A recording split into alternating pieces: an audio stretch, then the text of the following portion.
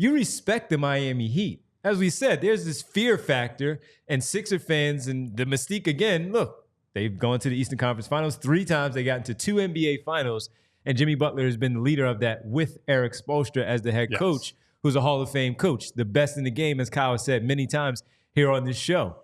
You respect the opponent, but when you look at the 76ers, you still say, hey, guys, you're still better. Yeah. I will say this to start off this conversation of should we show reverence, fear, however you want to frame it for Miami.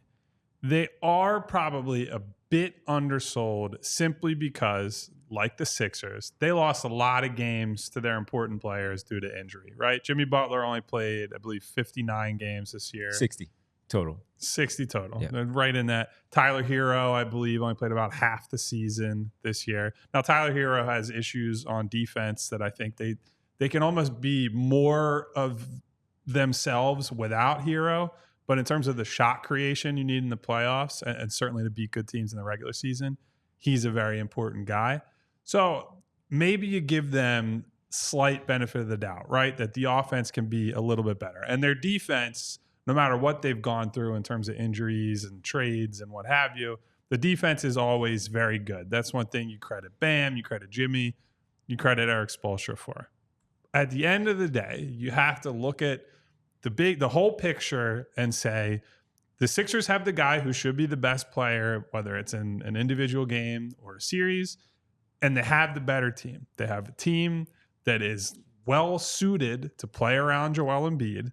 And if Joel Embiid is healthy and plays at the level he's capable of playing, they should win this game. It's on their home floor. Joel, as we were told at practice today, after the game yesterday, full participant, feeling good. Kelly Oubre said to us today at practice, he came in with a level of seriousness that's different from the regular season, is gearing up for this game. So all signs point to the Sixers should win. A lot of the fear of Miami is rooted in, I can't say irrational, because they have proven that they're able to raise their level in the playoffs. I think Derek has brought this up many times. The real fear comes from one game and one game only. You go into a game against Miami, doesn't matter where it is. Haywood Highsmith could hit 8 threes. Jaquez Jr. could get a favorable matchup depending on how these teams structure their lineups. He could post up Kyle Lowry on 4 straight possessions on a switch, go on a big run, and that's that. Jimmy Butler could hit a bunch of threes. Duncan Robinson could get hot. You never know. And the flip side of that is that could happen for the Sixers as well. And they could ride that and the additional talent that I think they have in order to beat them. But the Heat have consistently been able to raise their level in these moments, save for when Bryn Forbes outperformed Jimmy Butler in a playoff series that everybody memory hold because of all else that they've achieved over the last few years. But the Heat culture thing, as much as I roll my eyes at it, has proven itself to be real in these moments where they get across from whether it's a poorly built team, a little more mentally frail team, a team with worse coaching in the playoffs. They've been able to run over teams that are better than them on paper in games that matter. And so while I will sit here and tell you the Sixers are better, they should win, I will pick them to win on Wednesday night.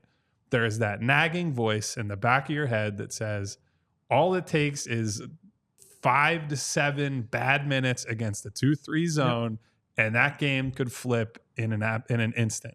Well, and you brought it up.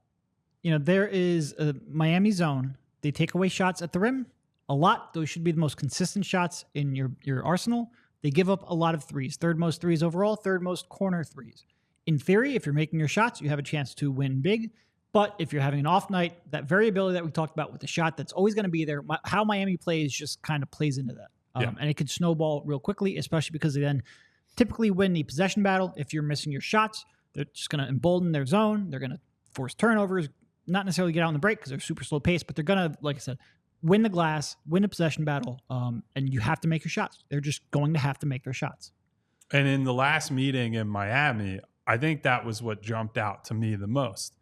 I don't think that Miami zone did anything to actually bother them. In fact, I thought they picked it apart with their passing, their positioning. I think, one, Joel's gotten more comfortable as the guy in the middle of that zone, making the reads, hitting his shooters. Frankly, they have lineups that have 4 catch and shoot guys on the floor at any given time, which is very useful. You also can use somebody like a Nick Batum in the middle of that zone where you get it to him, and I trust him to make on-time passes, on-target passes. And also, if he gets left alone there, he can hit a short little mid-range jumper and pick that apart. So I trust him more there than a lot of other guys, either starting or off the bench, than they would have put there in the past. But you do have to hit those shots. And some of the guys who will be entrusted to make those shots, like Kelly Oubre, for example, are streaky shooters. Like Kelly, for all the good he's done down the stretch, he's not someone that, okay, open, catch and shoot 3, that's a guaranteed make, right? Like even Buddy Hield had a great end of the regular season in that final game, and you would hope he carries that into the playoffs, but he's got to make shots in the playoffs, which doesn't have experience doing, right? He's been on bad teams, bad or mediocre teams throughout his career. So this is going to be a big prove-it moment for guys like him. And Miami, for like all the accumulated playoff experience they have for their top guys, they're not walking into this game with any fear of whether it's Joel, the rest of the guys on the team.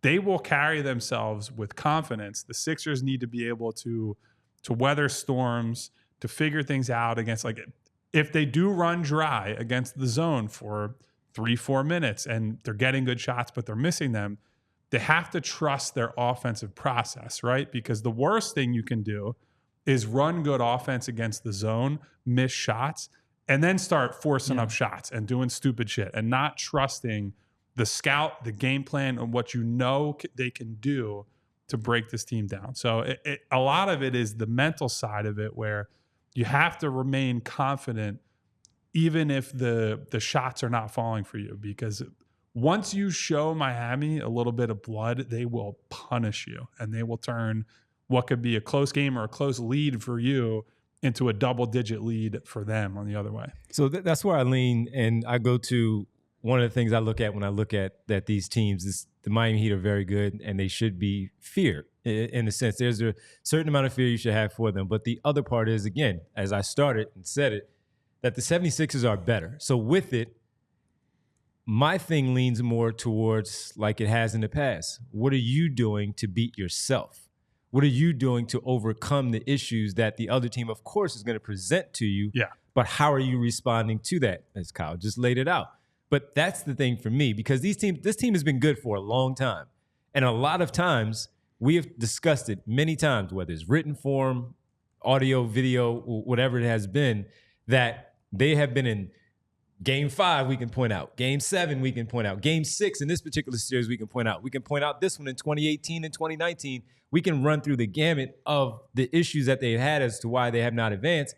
And while it has been the opponent, certainly, we also look at what they did to themselves, whether it's the turnovers, not handling the zone the right way, or stepping out of bounds where just simply something really stupid, or a guy who we expect to do something much more in the offensive end shoots 4 times. Things like that. Those things hurt you when it comes to these types of scenarios, and certainly when you get to a 1-game series against one of the more feared teams in the NBA in any series, but you get in a 1-game play-in situation against that Miami Heat team, of course there's going to be the necessary respectful fear with this opposition. You couple the coach, the player who you wanted to stay here versus the guy who is still here, and the success that they have had together. And that's why a lot of people look at it. But again, if they do what they're supposed to do and handle their responsibility the right way, then they should advance past this Miami Heat team. And again, I'm not looking past them and just saying, hell, let's go to New York right now and then skip past New York.